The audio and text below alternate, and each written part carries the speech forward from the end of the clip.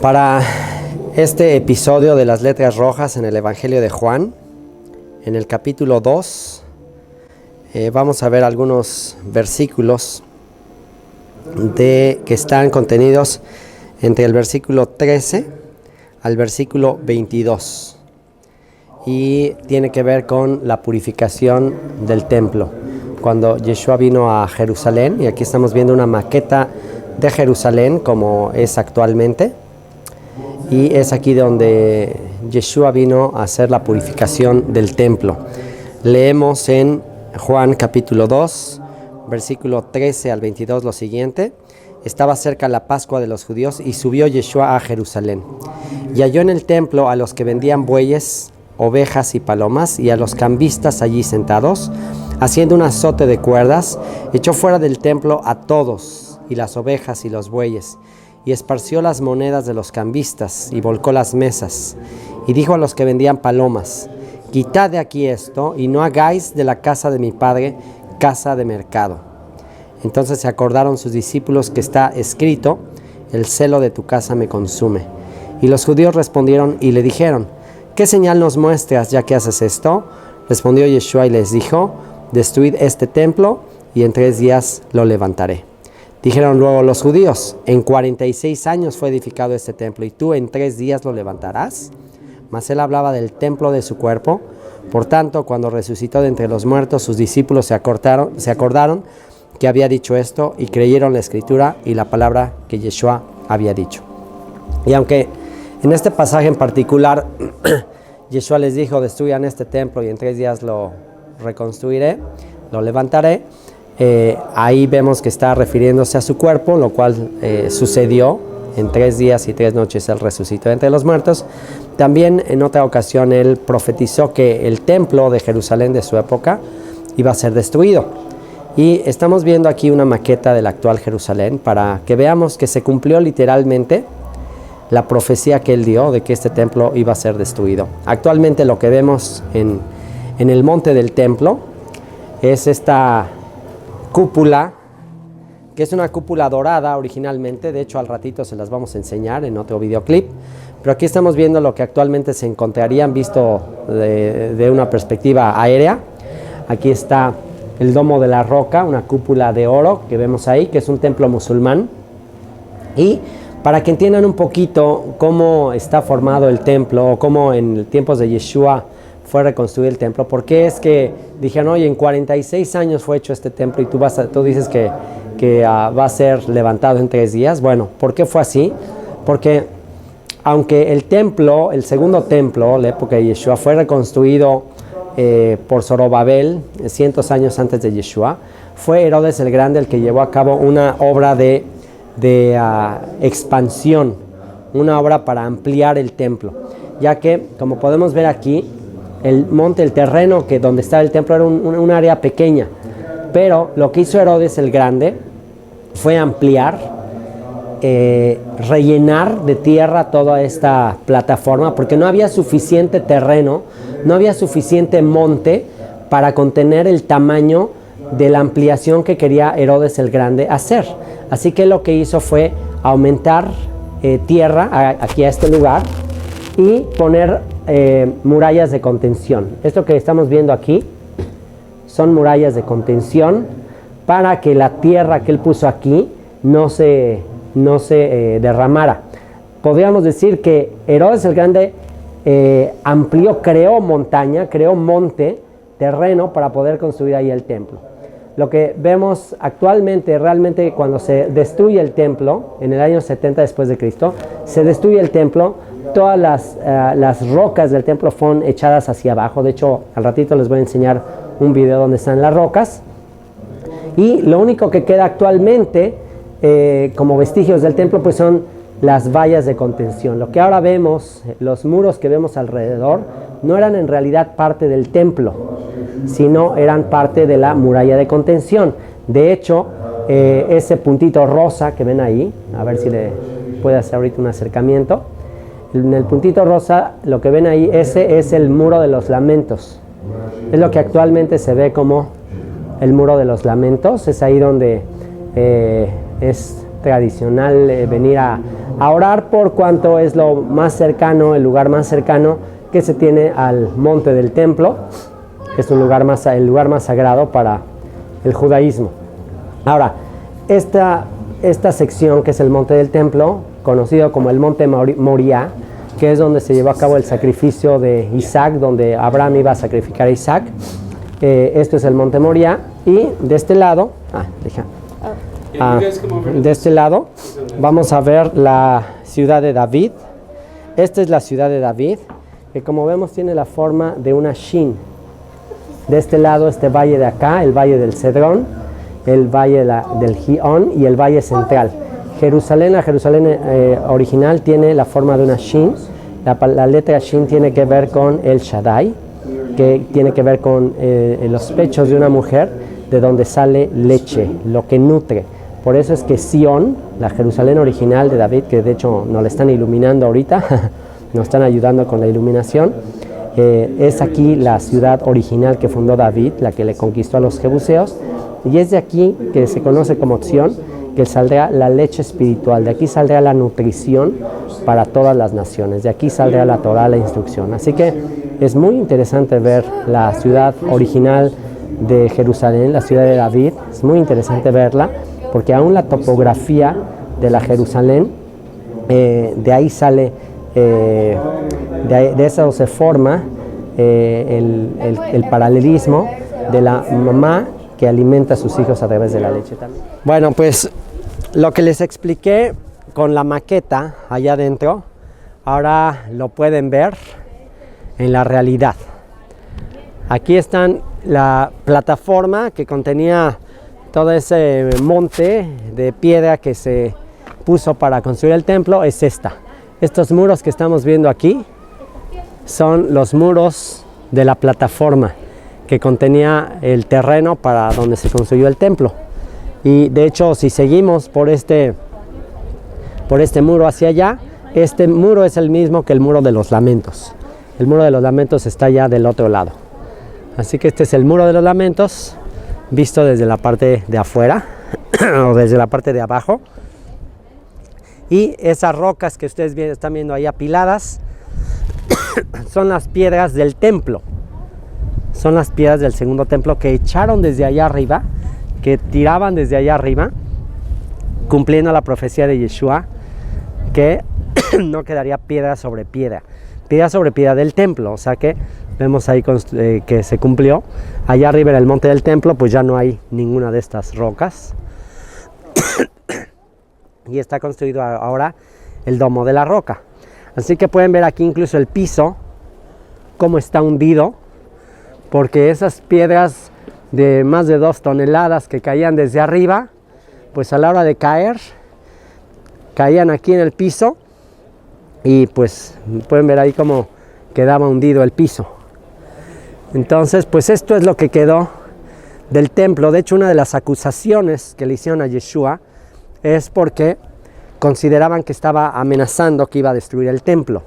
Cuando llevaron testigos para que declararan cosas en contra de él, lo acusaron de que dijo que iba a destruir el templo. Incluso también a Esteban, ese mártir de la fe, de los primeros discípulos, también lo acusaron de que él estaba diciendo que Yeshua iba a destruir el templo. Y en este capítulo 2 que vimos, hablamos de que Yeshua se estaba refiriendo al templo de su cuerpo, aunque por supuesto que también posteriormente hablaría de que estas grandes piedras que sus discípulos se maravillaban al verlas, Yeshua les dijo: de cierto les digo, no quedará aquí piedra sobre piedra que no sea destruida. Así que estamos viendo evidencias de la profecía de Yeshua, pero que tenemos la esperanza de que Yeshua iba a levantar ese templo. Y efectivamente sucedió. Su cuerpo resucitó 3 días después. Así que esas palabras que dijo en Juan capítulo 2 se cumplieron. Su cuerpo, el templo de su cuerpo fue levantado en 3 días. Y ahora la pregunta es ¿será que si su cuerpo fue levantado en 3 días, ¿será que el templo será levantado otra vez? ¿Será que va a haber un tercer templo? Pues esa es una cuestión muy controversial. Hay algunas personas que dicen que sí, efectivamente. De hecho, aquí en Jerusalén ya hay un instituto del templo que están haciendo todos los estudios, investigaciones para levantar este templo una vez más, que sería el tercero. Algunos interpretan la profecía de Ezequiel 40 de manera literal, hablando de que va a haber un tercer templo. Otros lo interpretan de manera alegórica, diciendo que el templo que se va a reconstruir ya será un templo espiritual de piedras vivas, que es todos los creyentes en el mundo, donde el espíritu del creador del universo va a morar. Por lo pronto nos queda ver estas piedras que son testigos silenciosos de la profecía de Yeshua, de lo que él dijo que habría de suceder, y de que también tenemos la esperanza de que él ahora está construyendo un tabernáculo de entre todas las naciones de creyentes que han de venir y ser parte de la restauración de la nación del pacto, de la nación de Israel, del reinado de David. Y vamos allá a la esquina, porque es muy interesante. Un pedazo de roca que hay allá en la esquina, que es la esquina del techo del templo. Tenemos ahí una réplica de lo que había en la esquina del techo del templo, que la vamos a ver a continuación, para que vean en tiempos del templo cómo se convocaba a la gente a venir al día de reposo, cómo se convocaba a la gente para reunirse para las festividades, para cuando se ponía el sol, qué es lo que hacían. Y bueno, pues ya que estamos conmemorando que hoy en la noche es Rosh Hodesh, hoy inicia un nuevo mes en el calendario hebreo, pues vamos a recordar cómo se tocaba el shofar cuando iniciaba un mes, cuando iba a iniciar el Shabbat, cómo es que se hacía eso. Aquí tenemos esta roca, vente por aquí, tenemos esta roca que es una esquina del templo, y aquí vemos una inscripción, ok, y aquí podemos ver esa inscripción que dice que es el lugar donde se tocaba la tequía, donde se tocaba el shofar. Aquí se paraban los levitas con el shofar, y desde aquí tocaban el shofar para convocar a la gente y para anunciarle a la gente que estaba entrando el shofar. Así que vean la esquina, aquí es donde se paraban, vean la esquina, y desde aquí se hacía el toquido del shofar. De hecho, vamos a ver aquí la imagen, la ilustración de unos de los que tocaban las trompetas de plata o el shofar, anunciando la entrada y el cierre del Shabbat. Y pues estamos pisando evidencias históricas en la introducción de este capítulo que estamos viendo, capítulo 2, las letras rojas, aquí donde Yeshua habló del templo de su cuerpo. Y esto nos va a servir como marco de introducción también para el capítulo 3 que vamos a estudiar en esta misma sesión, con ese famoso encuentro que tiene Yeshua aquí en Jerusalén con un maestro de la ley, con Nicodemo, que lo estudiaremos en este mismo estudio. Desde el segundo templo de Jerusalén, las ruinas del segundo templo, para todos los estudiantes de descubre la Biblia. Lo que les acabo de enseñar de la piedra derribada ahí en las ruinas del segundo templo, que era de donde se tocaba la convocación para el Shabbat. Bueno, aquí estamos viendo una representación de un levita convocando al pueblo para el inicio del Shabbat, allí con las trompetas de plata, y a eso me refería al estar ahí en esa roca que se encontró de las ruinas del segundo templo.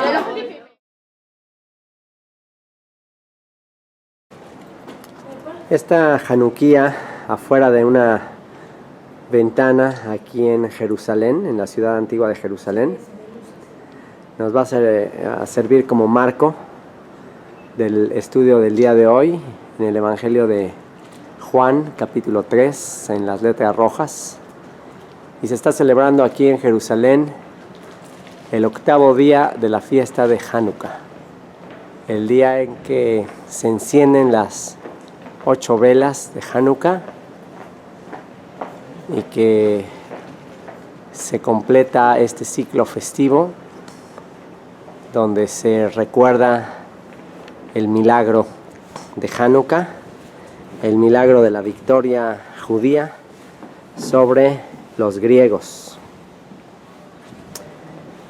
ese imperio que trató de erradicar la cultura, la fe hebrea, la fe judía, y que se encuentra toda esa historia en el primero y segundo libro de los Macabeos, y que a partir de ahí los líderes de la nación de Judá establecieron que para recordar los milagros que se llevaron a cabo ahí, se recordara en esta época del mes de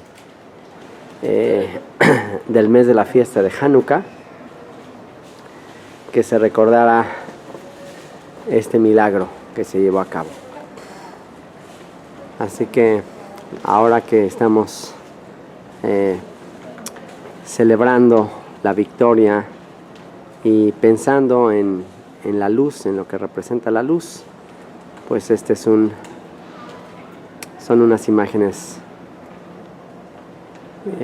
muy apropiadas para el estudio que haremos hoy, y sobre todo para entender el tema de los fariseos. ¿Quiénes eran los fariseos?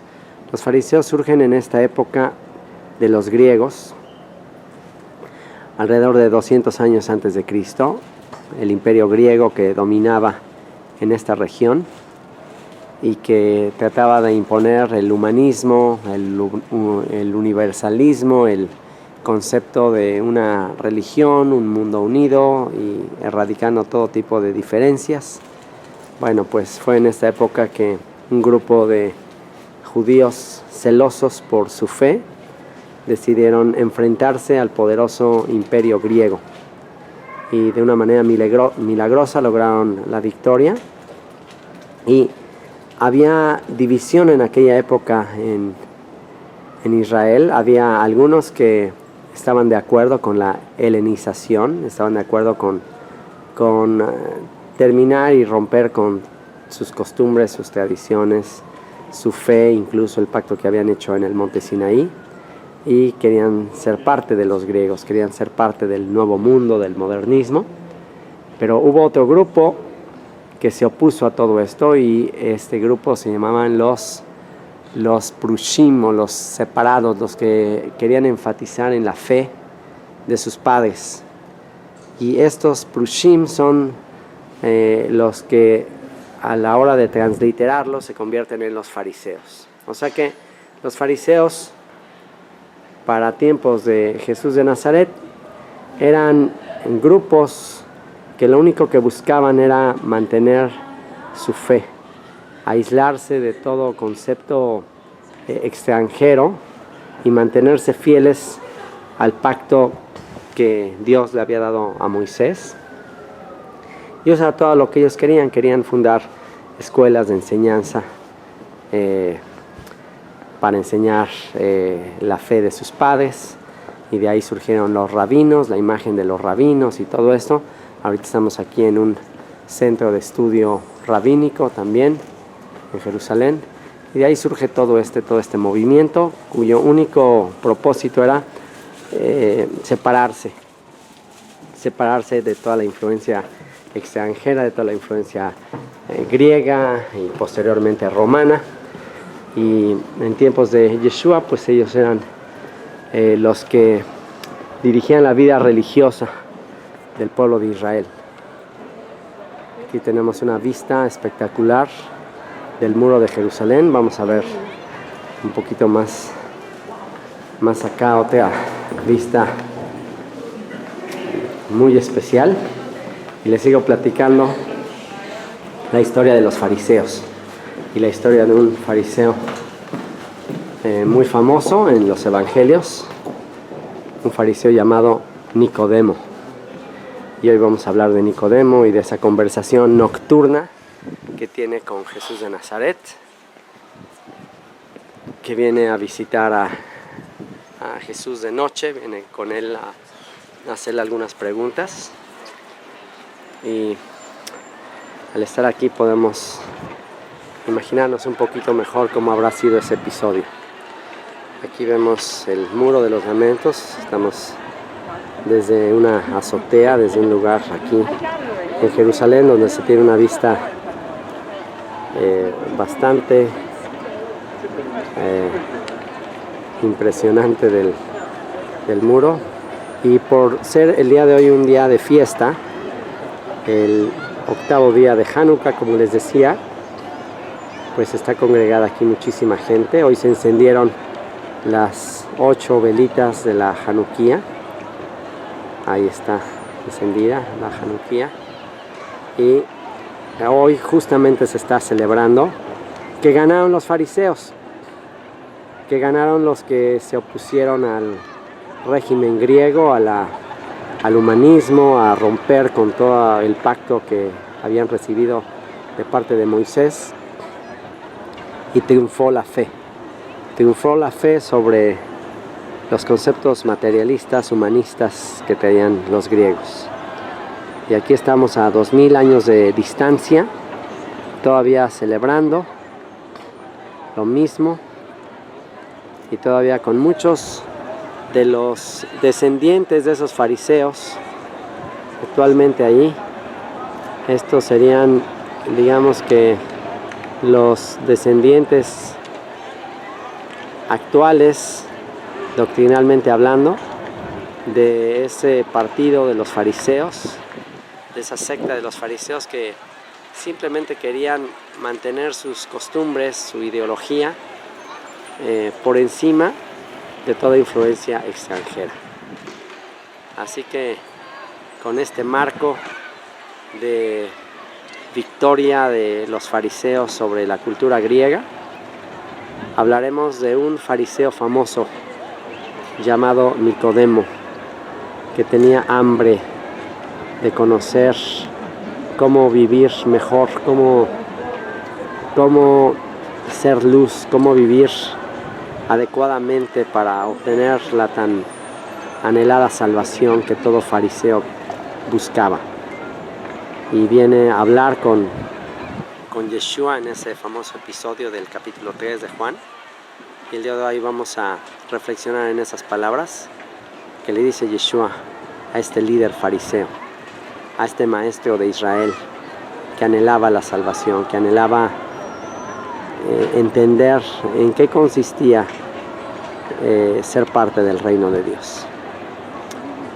Y en esta noche de invierno, de Hanukkah, de luz, de celebración, de victoria, de la fe, hablaremos de la victoria que Dios ha prometido a todos los que creen en su Hijo. Vámonos al capítulo 3 en esta serie de las letras rojas del Evangelio de Juan. Padre, te doy muchísimas gracias por este momento. Gracias, Señor, porque este frío en invierno aquí en Jerusalén, Señor, es una expresión externa del frío que hay dentro de nosotros, de ese frío, de esa urgencia, de esa necesidad de calor que tenemos de ti, Señor. De esa necesidad que tenemos de creer, de tener salvación. Yo te ruego que este mensaje dado desde aquí, desde Jerusalén, pueda alcanzar a muchos hijos pródigos, a muchas ovejas descarriadas que andan por el mundo en búsqueda de salvación, en búsqueda de amor. Que el día de hoy este mensaje pueda alcanzar a muchos, pero principalmente a alguien que recorrió una gran distancia para estar aquí en Jerusalén el día de hoy y escuchar este mensaje de parte tuya. Yo te ruego que le hables muy en especial a este estudiante que recorrió tanta distancia y ha ido en contra de tantas cosas y tantas adversidades para escuchar de ti el día de hoy. Bendito seas por su vida, en el nombre de Yeshua. Amén. Capítulo 3 de Juan dice: había un hombre de los fariseos que se llamaba Nicodemo. Un hombre de los fariseos. Bueno, aquí en la introducción ya hablé un poquito de quiénes eran los fariseos. Los fariseos en tiempos de los griegos, antes de Jesús, alrededor de 200 años antes de Jesús, era un grupo de judíos que se oponían a la cultura griega, que se oponían al imperio que estaba gobernando este territorio y que quería que se erradicaran todas estas costumbres, todo eso de la fe que heredaron desde Moisés, y algo muy parecido a lo que está pasando actualmente, ¿no? Que las naciones ya quieren acabar con todo esto de la religión y que todo sea secular y ya que no haya diferencias entre unos y otros. Tiene su lado interesante, su lado que suena bonito. ¿Cuál es el problema? El problema es que Dios le encomendó a este pueblo, al pueblo de Israel, Dios le encomendó que tenían como misión ser luz a las naciones. Dios le encomendó a esta nación que les iba a dar las escrituras, la Biblia, para llevarla a todas las naciones. La Biblia es sinónimo de la luz, y ahora que estamos celebrando la fiesta de Hanukkah, es un sinónimo de llevar el conocimiento del Creador a todas las naciones. Esa es una misión que se le encomendó al pueblo de Israel. Pero llegan los griegos 200 años antes de Cristo y dicen: no, se acabó todo eso, nada, no, eso de que Dios, no, el hombre es Dios, nosotros somos Dios, el humanismo, nosotros, el hombre es el centro del universo. Ya, dejemos todas estas cosas de los judíos, eso de que ellos son el pueblo especial, olvidémonos de eso. Prohibido, es más, prohibida la distinción, prohibido que se hagan la circuncisión, prohibido lo del Shabbat, prohibido todas esas cosas que a ellos les hacen diferentes, todos iguales. Entonces hubo algunos, la mayoría de hecho, la mayoría de los judíos de aquella época dijeron: sí, tienen razón estos griegos, vamos todos iguales, vamos a sernos como griegos todos. Y hubo un grupito pequeño que dijo: no, nosotros recibimos una misión, nosotros vamos a ser diferentes, nosotros tenemos una misión especial. Este grupito llamado los fariseos, pues lucharon por mantener esa fe que le fue heredada por sus padres, y ese grupito se mantiene todavía hasta el día de hoy. Actualmente las cosas no han cambiado. Tú que ya estás aquí en Israel puedes ver que la mayoría de los judíos, pues ya viven como occidentales, ya realmente no practican muchas de las cosas de la fe que se les entregó desde la época de Moisés. Ya la mayoría ya no quieren vivir así, quieren vivir como europeos, como norteamericanos. Ya realmente todas estas cosas de la fe las toman como una tradición y se acabó, ¿no? Hay otro grupo, los celosos, los guardianes, los que están enfatizando que no, hay que mantenernos diferentes, separados, vestirnos diferentes, ser diferente, vivir diferente. Pues todos los que vemos ahí en el Muro de los Lamentos, toda esta gente que llama la atención verlos, ¿no? Que son diferentes. Bueno, tiempos de Yeshua, transportémonos 2000 años atrás, tiempos de Yeshua. Viene Yeshua aquí a Jerusalén, es de noche, seguramente hacía frío como ahorita, y de noche se presenta un fariseo llamado Nicodemo, principal entre los judíos, o sea, un líder religioso de aquella época. Viene con Yeshua de noche y le dijo: Rabí. Lo reconoce, le da su lugar, le dice: wow, tú eres alguien grande, sabemos que has venido de Dios como maestro, porque nadie puede hacer estas señales que tú haces si no está Dios con él. Fíjense, le dice, sabemos, quiere decir que había un grupo de fariseos. Generalmente en el cristianismo la palabra fariseo se usa como algo negativo. Los fariseos. Pero aquí Nicodemo nos muestra que había un grupo de fariseos que reconocían a Yeshua, que reconocían que él era un rabino, alguien grande, alguien especial, un maestro.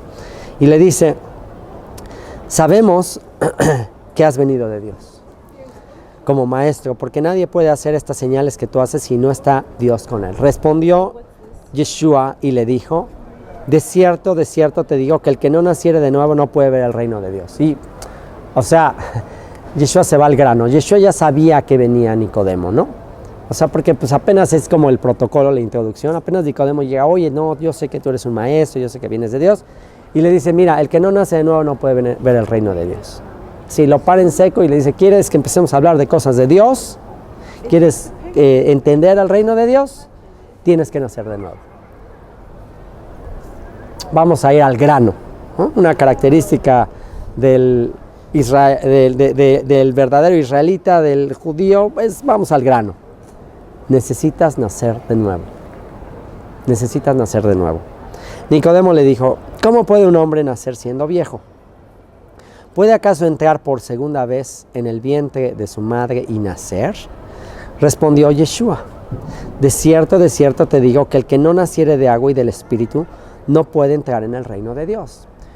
Tienes muchas preguntas, Vicky, y sin duda muchos de los que han de ver este video tienen muchas preguntas acerca de Dios, acerca del reino de Dios. ¿Cómo le hago? ¿Cómo le hago para conocer de Dios? Tengo inquietud, ¿qué tengo que hacer? Me hiciste preguntas, oye, me tengo que convertir, ¿qué tengo que hacer? Tienes muchas dudas, pero todo en esencia es, quiero conocer a Dios. Quiero saber del Creador, quiero saber cuál es su plan para mi vida. Aquí ya empezamos con lo que necesitas. ¿Qué necesitas? Necesitas nacer de nuevo. Entonces, pues seguramente te quedas igual que este maestro diciendo, ¿qué? ¿Nacer de nuevo? ¿Cómo puede entrar el hombre al vientre de su madre otra vez? Y Yeshua le dice, de cierto te digo, que el que no naciere de agua y del Espíritu no puede entrar en el reino de Dios. Aquí está la respuesta. Tienes que nacer de agua y del Espíritu. Si no naces de agua y del Espíritu, no puedes ver el reino de Dios, no puedes entrar al reino de Dios. Lo que es nacido de la carne es, y lo que es nacido del Espíritu es, hay una diferencia. Lo que nace de la carne, huesos, sangre, es carne, es perecedero. Este cuerpo, pues, está en proceso de deterioro. Ya te diste cuenta, ya poco a poco ya se van acabando nuestras fuerzas, ya no tenemos la misma energía que antes. Entonces, ¿a dónde va a ir este cuerpo cuando ya se vaya deteriorando? El polvo.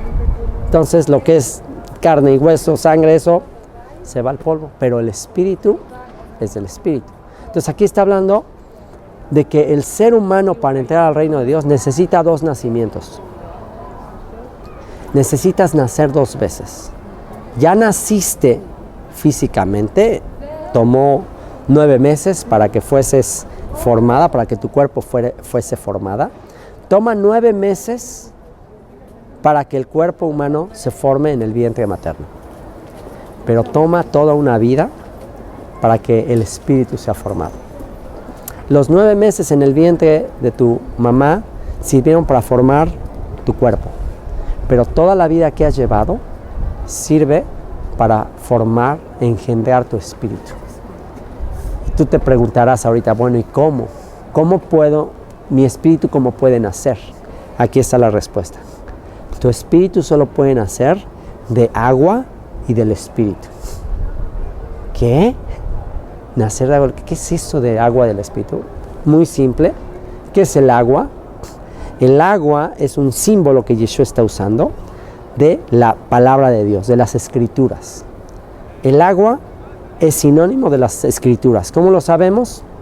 El profeta Isaías dijo que la palabra de Dios es como la lluvia que cae del cielo. La lluvia cae del cielo y produce semilla. ¿Entiendes? Que así es la palabra de Dios. La Biblia, las escrituras, que ese es el agua. Que por medio de la lectura, el estudio y la comprensión de las escrituras sucede el milagro del nuevo nacimiento. Así que, ¿cuál es el secreto para nacer de nuevo? Las escrituras el agua de vida, comprender las Escrituras, y para que entiendas las Escrituras es un acto milagroso del Espíritu de Dios. ¿Cuánta gente tú conoces que te cita las Escrituras? ¿Cuánta gente tú conoces que te dice la Biblia y que trae la Biblia bajo el brazo y te la recita de memoria? Pero no nada más es de memorizarla, no nada más es de repetirla. Se trata de comprenderla. Y ahí viene el Espíritu. Agua y Espíritu, las dos juntas. Ok, sí tienes que leer, sí tienes que estudiar, pero el único que te va a hacer que comprendas lo que está escrito es el Espíritu de Dios. O sea, que la combinación de ambas, el estudio, el estudiar las Escrituras, el tratar de comprender, y Dios, eso te va a hacer nacer de nuevo. De manera que nadie se puede jactar, porque si nada más se tratara de entenderla por puro estudio y lectura, entonces una persona muy intelectual, muy inteligente, podría decir, bueno, entonces la salvación depende de ser muy inteligente. Pero ¿y qué pasa con gente que a lo mejor no tiene esa capacidad intelectual? Bueno, pues ahí es donde está la obra divina. Ahí es donde interviene el Espíritu de Dios, ¿no? Y dice, verso 7, dice, no te maravilles. No se preocupen. Dice, no te maravilles de que te dije, os es necesario nacer de nuevo. El viento sopla de donde quiere y oyes su sonido, mas ni sabes de dónde viene ni a dónde va. Así es todo aquel que es nacido del Espíritu. Entonces, aquí lo que está diciendo es un misterio. O sea, realmente no vas a entender qué opera, cómo se da, de qué manera se ejerce esto, porque es como el viento. Tú dices, ¿cómo es que algo que está escrito, de qué manera hace que una persona entienda las cosas? ¿Cómo es eso? Pues te dice, pues como el viento, no lo vas a entender. Así es el que nace del Espíritu. Muy bien, bueno, pues entonces estamos hablando de que Yeshua le está explicando a este líder religioso, a este maestro de Israel, cuál es el requisito para nacer de nuevo.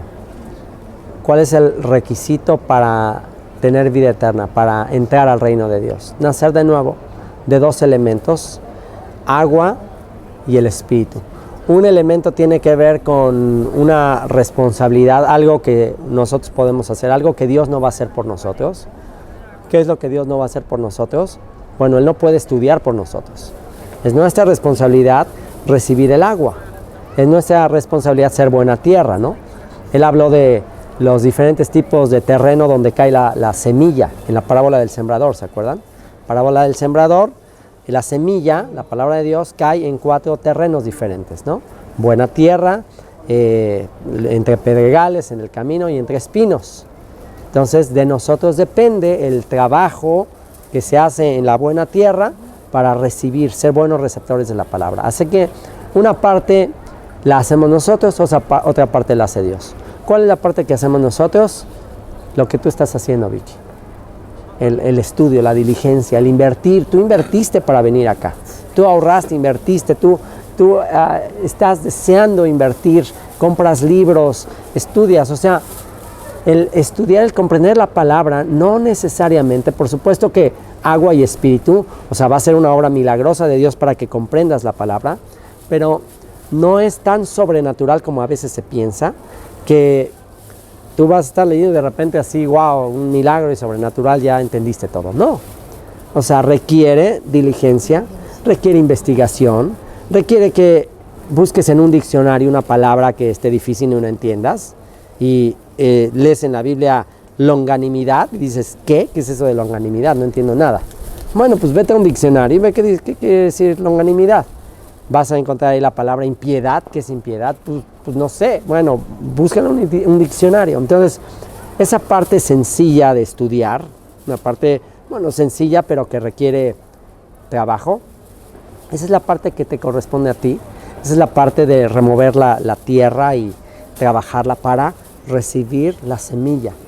La semilla, el sembrador antes de sembrar, no la echa ahí en todas partes la semilla. ¿Qué hizo antes de plantar la semilla? Preparó la tierra para poner la semilla. Entonces, la preparación implica que nos pongamos a estudiar un poquito, que hagamos seamos diligentes, no seamos perezosos en el estudio de las Escrituras. El hecho de que quieras investigar, a lo mejor no toda la gente va a poder hacer un viaje de estos, pero pues actualmente con el internet, con la cantidad de libros que hay, puedes investigar y preguntar y nunca dejar de preguntar. Te aseguro que tú estás aquí, te aseguro que has aprendido lo que has aprendido porque no te has conformado con cualquier respuesta. O sea, algo no te convence y vas más allá y vas a fondo. A ver, no, esto no me queda claro, esto no estoy convencido. A ver, sigo. Bueno, ya estás haciendo la primera parte. Ya estás haciendo la parte de el agua, de lavarte con la palabra, de investigar, de preguntar, de estudiar. Esa es la parte que tú puedes hacer. La parte que tú no puedes hacer, la parte que Dios va a hacer. La parte que Dios te ha dado la inteligencia, la sabiduría, para que llegue un momento en que, wow, ya entendí de qué se trata eso. Y eso cuando sucede es un misterio. Lo acaba de decir, es como el viento. No lo ves, no. Igual lo que hay dentro de ti no lo podemos ver.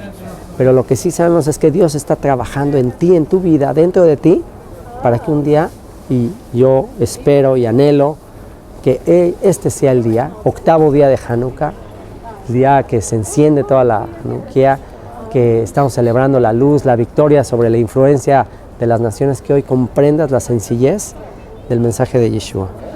Y le dice, no te maravilles de que te dije, os es necesario nacer de nuevo. El viento sopla de donde quiere y oye su sonido, mas ni sabes de dónde viene ni a dónde va. Así es todo aquel que es nacido del Espíritu. No sabes cómo se da, pero se da. Respondió Nicodemo y le dijo, ¿cómo puede hacerse esto? Respondió Yeshua y le dijo, ¿eres tú maestro de Israel y no sabes esto? De cierto te digo que lo que sabemos hablamos y lo que hemos visto testificamos y no recibís nuestro testimonio. Si os he dicho cosas terrenales y no creéis, ¿cómo creeréis si os dijere las celestiales? Y dice, ¿cómo es que no entiendes esto? Eres maestro en Israel, deberías saber esto. Deberías saber todas estas cosas. Y el hecho de que no entienda Nicodemo lo que le está diciendo, que demuestra que no puede ser maestro. Implica lo que ya Yeshua había dicho, que uno es nuestro maestro. Solo Él nos puede enseñar. Nadie puede ser maestro uno sobre otro. Solamente tenemos que aprender de Él y pues compartir con otros, pero en realidad Él es el maestro. Y le empieza a decir ya la clave y el secreto de la salvación. Y le dice, nadie subió al cielo, sino el que descendió del cielo. O sea, por eso es que Él es el maestro. Porque Él es el único que descendió del cielo. Él es el que sabe las cosas espirituales. Él es el que sabe qué pasa allá en los cielos. Y dice, el Hijo del Hombre que está en el cielo. Y aquí está el misterio de la salvación. Aquí está el misterio de entender cómo uno se puede salvar. Verso 14. Y como Moisés levantó la serpiente en el desierto, así es necesario que el Hijo del Hombre sea levantado, para que todo aquel que en él cree no se pierda, mas tenga vida eterna. Este es el secreto. Como Moisés levantó la serpiente en el desierto, así es necesario que el Hijo del Hombre sea levantado, para que todo aquel que le ve y crea tenga vida eterna. Y para entender de qué está hablando, bueno, te voy a platicar un poquito lo que hizo Moisés en el desierto. Hubo un momento en que los israelitas, cuando salieron de Egipto, empezaron a murmurar en contra de Moisés, empezaron a murmurar, estaban queriendo regresarse a Egipto y empiezan a murmurar y les viene un castigo. Como juicio de su murmuración, empiezan a surgir serpientes venenosas y empiezan a morder a todos y se empiezan a morir. Hay una gran mortandad y van con Moisés y le dicen, oye Moisés, haz algo, por favor, pídele a Dios, ayúdanos. Y Dios le dice a Moisés que haga una serpiente de bronce. Una cosa rarísima. ¿Cómo es eso? Si ya Dios les había dicho que no hicieran imágenes de animales, de lo que está arriba en el cielo, de abajo en la tierra, que no hicieran figuras de nada, aquí le dice, haz una imagen de una serpiente de bronce, ponla en un palo, y todo aquel que mire la serpiente se va a sanar de la mordedura de la serpiente. O sea, como que el antídoto para esa murmuración y esa maldad está en este ídolo. Una cosa rara, porque tiene un poco que ver con el antídoto. ¿De dónde se obtiene el antídoto para la mordedura de una serpiente? De la misma serpiente. Entonces, bueno, esa maldad que tienes, esa murmuración, esa rebelión que tienes en contra de Dios, se va a obtener de ustedes mismos. Y aquí muestra que va a surgir de entre los hombres el Hijo del Hombre, por eso se le llama el Hijo del Hombre. El Hijo del Hombre tiene que ser levantado. Dios va a sacar el antídoto para la maldad en el ser humano, la va a sacar de un personaje llamado el Hijo del Hombre, Yeshua. Es necesario que Él tome esa maldición. La serpiente es un símbolo de maldición, la idolatría es un símbolo de maldición, y se ha levantado, y todo aquel que le mire será sano. Y después dice, verso 16, porque de tal manera, el versículo más famoso de la Biblia, porque de tal manera amó Dios al mundo, que ha dado a su Hijo unigénito, para que todo aquel que en Él cree no se pierda, mas tenga vida eterna. Porque no envió Dios a su Hijo al mundo para condenar al mundo, sino para que el mundo sea salvo por Él. El que en Él cree no es condenado, pero el que no cree ya ha sido condenado, porque no ha creído en el nombre del unigénito Hijo de Dios. Y esta es la condenación, que la luz vino al mundo, y los hombres amaron más las tinieblas que la luz, porque sus obras eran malas. Y aquí lo que está enseñando Dios es un principio, y es: el hombre está perdido, el hombre está mordido por la serpiente, el hombre está lleno de negatividad, el hombre cayó en maldad, en rebelión, se apartó de Dios. ¿Y qué hizo Dios? Los dejó ahí a su suerte, los dejó morir. ¿Qué hizo? De tal manera Dios amó a la humanidad, de tal manera te amó Dios, que envió a su Hijo. Su Hijo tomó forma humana, su Hijo tomó la forma de Adán, el postrer Adán, el Hijo del Hombre, tomó la forma de Adán, de uno de nosotros, y al permitir ser levantado en la cruz, así como el estandarte de salvación en la época de Moisés fue esa serpiente, bueno, en esta época, ¿cuál es el estandarte de salvación? ¿Cuál es el estandarte para todos aquellos que sabemos que estamos mordidos por la serpiente, que estamos destinados a morir? ¿Cuál es el estandarte para no quedarnos en la tumba? ¿Cuál es el secreto para trascender a la tumba? Mirar a aquel que fue levantado en una cruz. Él es el antídoto para nuestra muerte espiritual y nuestra muerte física. Él es el antídoto. ¿Qué tienes que hacer? Todo aquel que le mire. ¿Qué tiene que ver esto de mirar? Bueno, ¿en qué tienes que pensar al verlo, al ver esa cruz, al verlo a Él crucificado? ¿En qué tienes que pensar? En que Dios te amó a ti tanto, que en vez de perderte a ti, en vez de que tú te pierdas, Él llevó a cabo un cambio. Él entregó a su Hijo en tu lugar. Eso es, si pudiéramos resumir la Biblia en un solo versículo, es: el creador del universo amó tanto a la humanidad, pero podemos así que aquí ser más específicos, y te amó tanto a ti específicamente, a ti Vicky, y a ti cualquiera que me estés viendo, te amó tanto que entregó a su Hijo en lugar tuyo. Hizo a su Hijo maldición en lugar tuyo. Todo lo que tú hiciste en su contra, lo cargó sobre Él. Y si tú crees en Él, no eres condenado. Si tú crees en Él, tienes vida eterna, recibirás salvación. Y dice, el que en Él cree no es condenado, pero el que no cree ya ha sido condenado, porque no ha creído en el nombre del unigénito Hijo de Dios.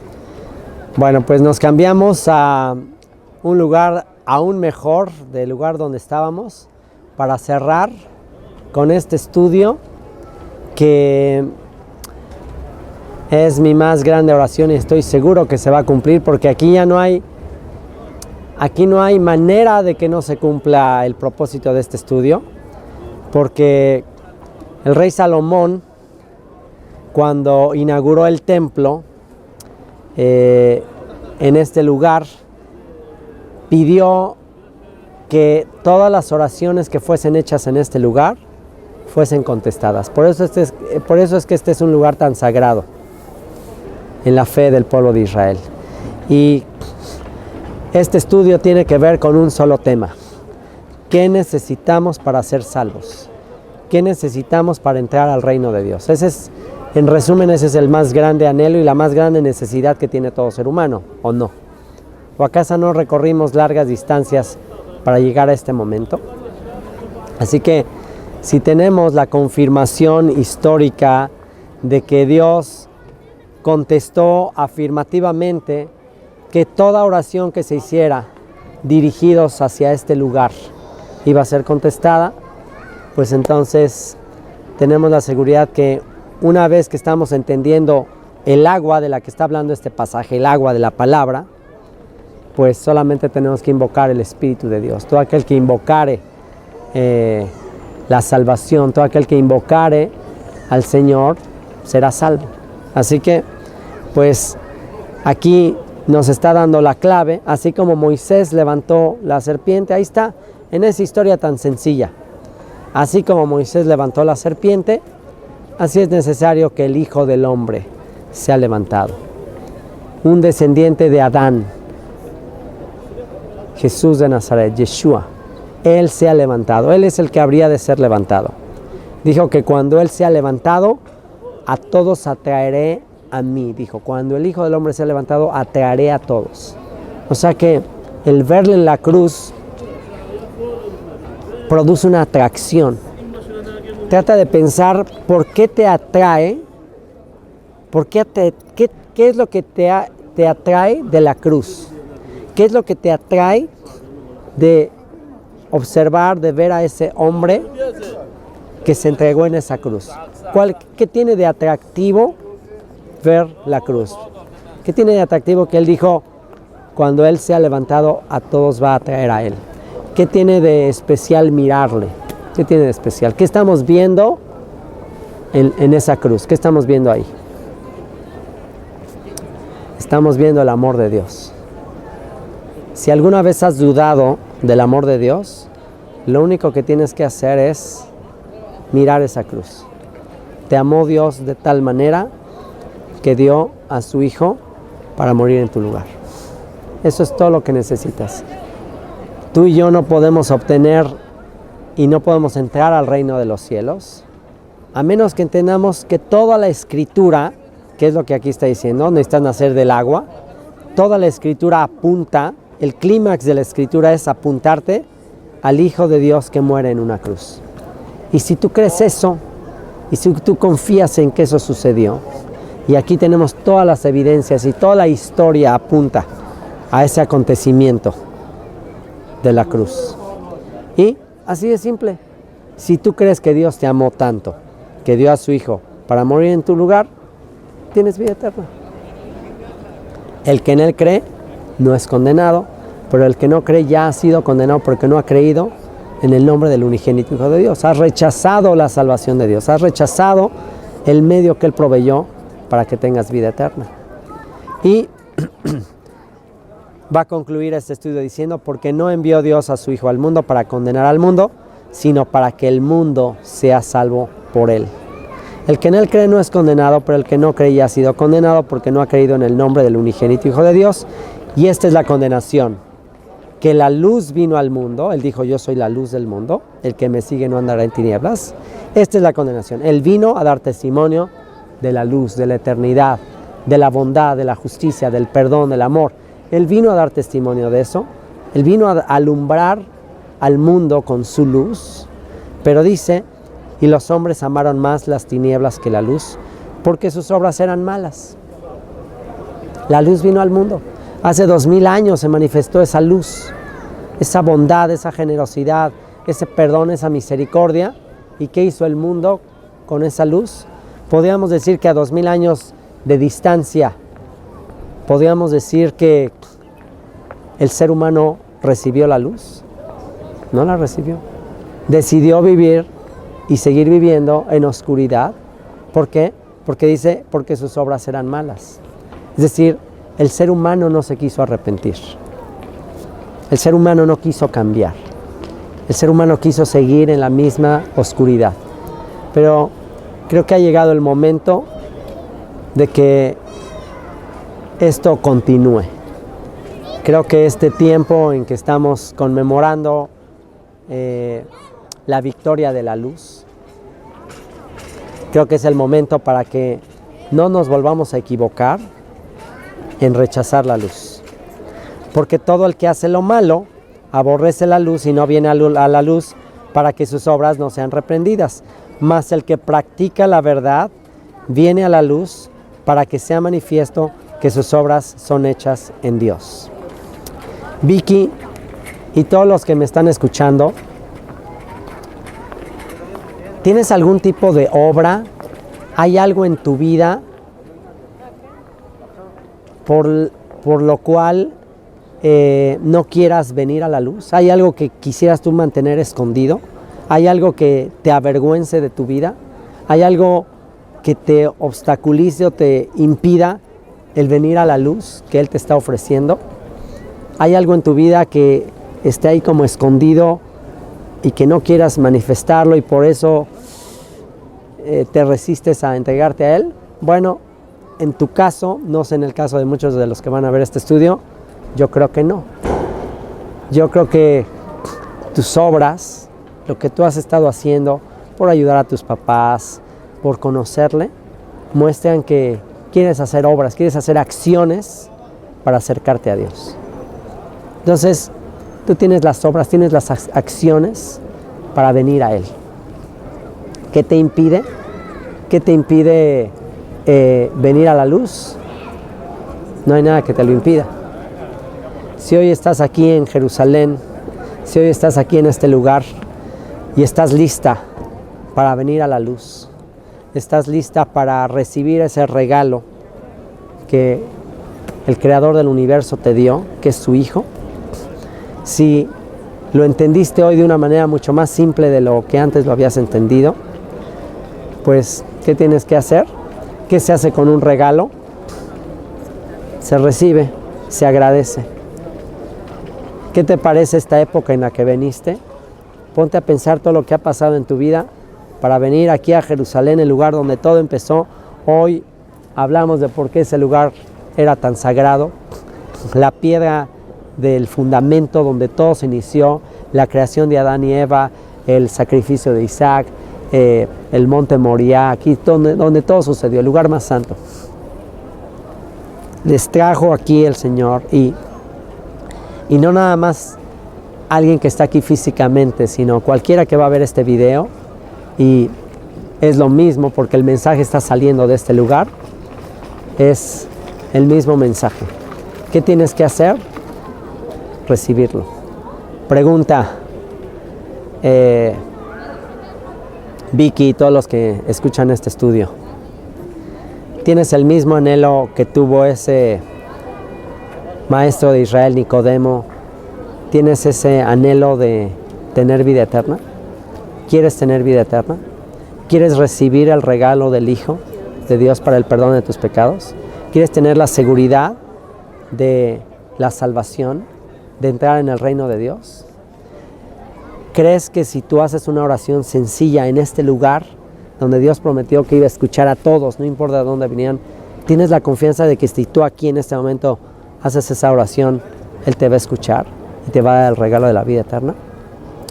Bueno, pues ahora sí que no hay nada que impida que hagas esta oración, tú junto con todos los que van a ver este video, y que simplemente en el momento que vas a hacer esta oración, recuerdes lo que el mismo Yeshua acaba de decir: todo aquel que mire al que fue levantado, todo aquel que lo mire pensando, Él fue entregado por mis pecados, Él fue entregado por mí. Si tú solamente lo miras pensando en eso, Él es el regalo de Dios para que yo pueda vivir. Si lo haces así, tienes vida eterna. Porque de tal manera amó Dios a Vicky, de tal manera amó Dios al mundo, que dio a su Hijo unigénito, para que todo aquel que en Él cree no se pierda, mas tenga vida eterna. ¿Oramos? Padre, te doy muchas gracias por este estudio, por estas palabras, por estas letras en rojo, que no nada más están escritas con tinta roja, sino que fueron escritas con la sangre del Cordero, de tu Hijo, que se entregó, que se hizo maldición para salvarnos, para darnos vida eterna. Gracias, Padre, porque nos muestras tu amor en esa cruz al entregar a tu Hijo. Así como Abraham no detuvo su voluntad para entregar a su Hijo, así como un padre amó tanto que estuvo dispuesto a sacrificar a su Hijo en este mismo monte, aquí en el monte Moriah. Un papá estuvo dispuesto a entregar a su Hijo por amor. En este mismo lugar, Señor, aquí en Jerusalén, tú entregaste a tu Hijo para perdón de nuestros pecados. Y yo te ruego por toda la gente que ha de escuchar esta grabación desde aquí, desde este lugar donde tú prometiste que todos los que oraren hacia este lugar, ibas a escuchar su oración. Y yo quiero pedirte en este momento que todas las personas que vean este video, esta grabación, comenzando por Vicky, por mi cuñado Omar, que están aquí físicamente,